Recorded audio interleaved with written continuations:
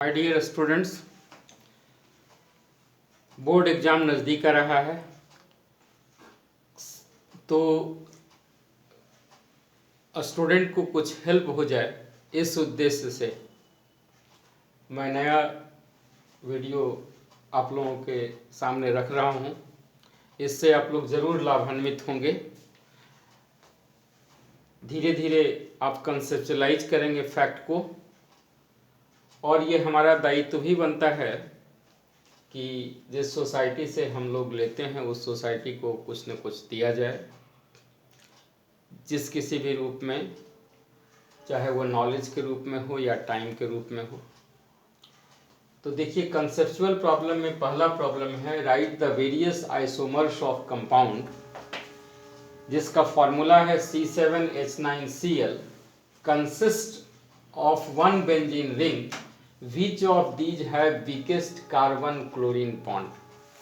तो आप तीन आइसोमर इसका बना लें। पहले तो क्या होगा, ऑर्थो मेटापारा, ये benzene ring CH3Cl ortho form में हो गया, मेटा फॉर्म में ये, और पारा फॉर्म ये। पता है आपको 1 2 और 6 पोजीशन पे रहता है ये। 1 2 3 4 5 6 2 और 6 पोजीशन पर अगर रहे तो उसको बोलते हैं ऑर्थो फॉर्म। अगर 3 और 5 पर रहेगा तो उसको क्या बोलेंगे, मेटा फॉर्म। और 4th पोजीशन पर रहेगा तो पारा फॉर्म। तो यहाँ देखिए 1 3 तो ये हो गए इसके आइसोमर। एक और बनेगा CH2Cl, इसको क्या बोलेंगे, बेंजाइल क्लोराइड। अब देखिए इन सब में कह रहा है क्या, right the various isomers of the compound. तो 1 2 3 4 ठो इसके आइसोमर हो गए। और इसमें एक क्वेश्चन लगा हुआ है, which of these have weakest carbon chlorine bond.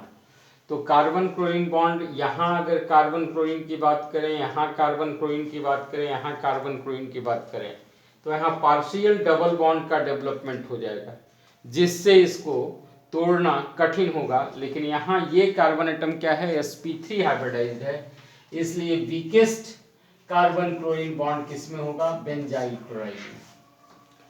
दूसरा क्वेश्चन है, why is vinyl chloride less reactive than the chloroethane.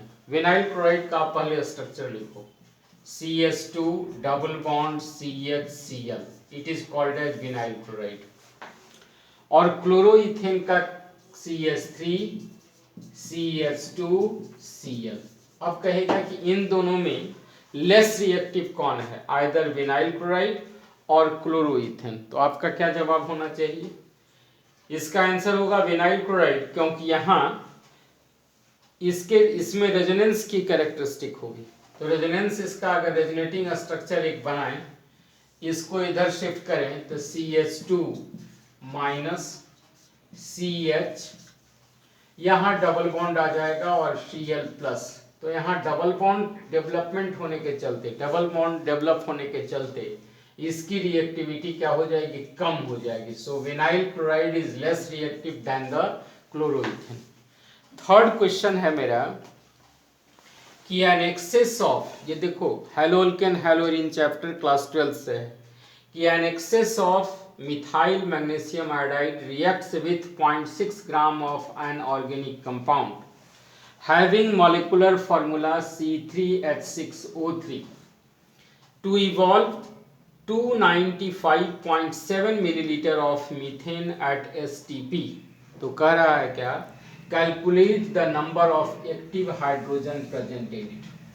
तो सबसे पहला आप फॉर्मूला लिखिए कि कौन सा ऑर्गेनिक कंपाउंड है, C3H6O3।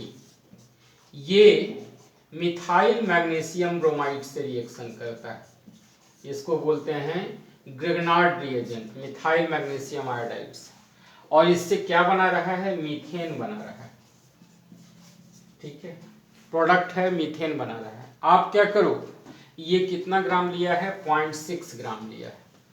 और इससे कितना मीथेन इवॉल्व हो रहा है एसटीपी पर 295.7 मिलीलीटर इवॉल्व हो रहा है।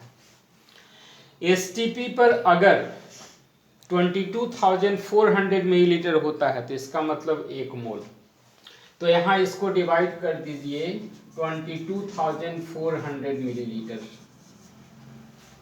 तो ये मोल के फॉर्म में हो जाएगा। और इसका मॉलिक्यूलर मास देखिए 12 into 3 36 plus 6 42 plus 16 into 3 48, total sum करेंगे कितना आएगा 90 ग्राम पर मोल।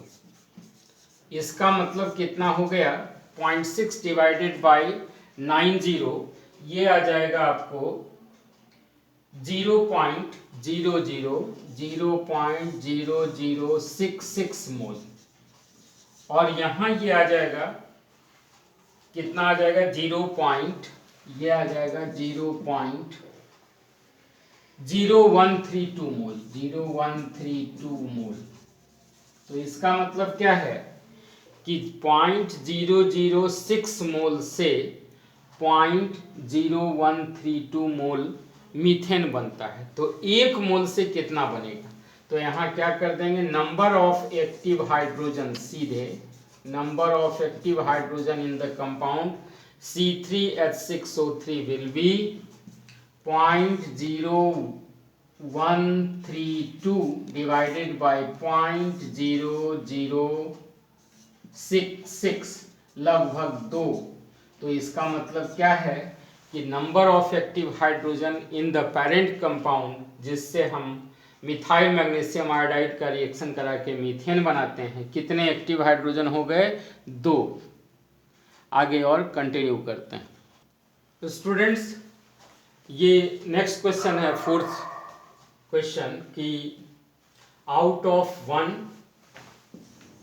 एक स्ट्रक्चर ये, दूसरा स्ट्रक्चर ये दिया हुआ है, दूसरा है एक स्ट्रक्चर ये, तीसरा और चौथा स्ट्रक्चर ये दिया हुआ है। कह रहा है कि इसमें और इसमें कौन SN1 रिएक्शन इजिली जाएगा, SN1 मैकेनिज्म किस में फॉलो होगा। तो आप देखो यहाँ ये बॉन्ड लाइन स्ट्रक्चर है CH3 C CH3 CH3, यहाँ हो गया क्या 2 क्लोरो 2 मिथाइल प्रोपेन, और यहाँ है CH3 CH2 CH CH2 CH3। यहाँ देखो ये क्लोरीन ऐसे कार्बन एटम से अटैच्ड है जो 3 के साथ अटैच्ड है, ये 3 डिग्री हो गया। यहाँ क्लोरीन ऐसे कार्बन एटम से अटैच्ड है जो 2 कार्बन से अटैच्ड है, तो ये 2 डिग्री हो गया।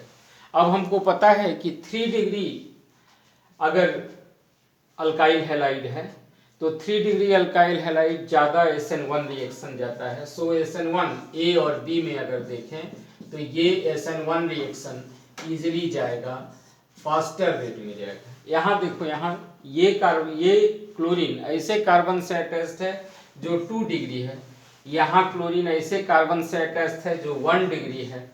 2 degree will undergo more faster SN1 reaction than 1 degree. So order of reactivity will be 3 degree, 2 degree, 1 degree. ये SN1 के तरफ, और SN2 के तरफ अगर बात करेंगे तो 1 degree will be faster than 2 degree, 2 degree will be faster than 3 degree. इसके बाद एक आता है सब्स्टिट्यूशन वर्सेस एलिमिनेशन रिएक्शन, जिसकी चर्चा हम बाद में करेंगे। नेक्स्ट क्वेश्चन है कि ये hydrocarbon having formula C5H12 gives only one monochlorinated product, identify the structure of hydrocarbon। Short में लिखा, टाइम की ड्यूरेशन, टाइम की कमी है। तो यहाँ हम लोग देखें एक स्लॉट में ये एक ही मोनोक्लोरिनेशन प्रोडक्ट, मतलब एक ही क्लोरिनेटेड प्रोडक्ट दे रहा है, तो जाहिर है इसका structure CH3 C CH3 CH3 CH3। देखिए ये क्या हो गया 1 2 3 4 1 5 C5H कितना 12। ये सब हाइड्रोकार्बन और हाइड्रोजन जो हैं वो क्या हैं इक्विवेलेंट हैं, they are all equivalent methyl groups attached. So the structure, right structure will be this name इसका क्या हो जाएगा 2,2 dimethyl propane, 2,2 dimethyl propane, 2,2 dimethyl propane. तो आप अच्छे से तैयारी करें और आप मैसेज भी कर सकते हैं अगर कोई किसी क्वेश्चन में किसी को प्रॉब्लम हो, you can message me. Okay, thanking you all, best of luck, अपना केयर कीजिए और पढ़ाई लिखाई पे ध्यान दीजिए। Thanking you all.